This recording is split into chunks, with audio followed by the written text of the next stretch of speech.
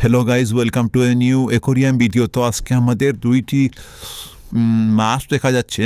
তো আমরা তো দেখাইলাম এই পিছনে সিরানি, এই পাথর, এগুলো আপনাদেরকে দেখাইলাম। আজকে 2 নম্বর ভিডিও। তো আপনারা আমাকে একটি সলিউশন দিবেন যে ওরা অনেক ময়লা করতেছে পানিতে।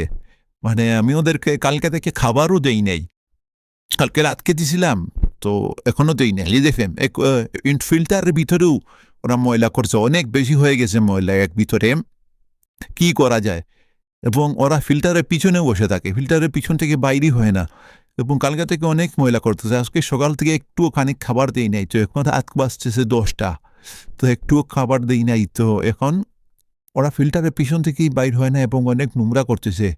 এবং আসরের সময় আমি ওদের খাবার এগুলা, এই খাবারগুলা যেগুলা মানে এক্সট্রা রয়ে গেছিল, এগুলা আমি তুলে ফেলে দিছি। দেখেন এটা দিয়ে, তো এটা আমি ঘরে বানাইছি হ্যান্ডমেড।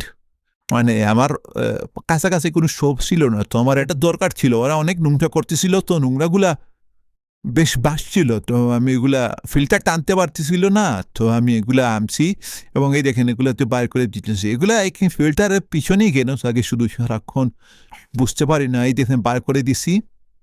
ওরা এখন অ্যাক্টিভ না। এখন খাবার দিব আজকে, পুরো দিনের মধ্যেই একবার দিব খাবার, দেখি কি হয়।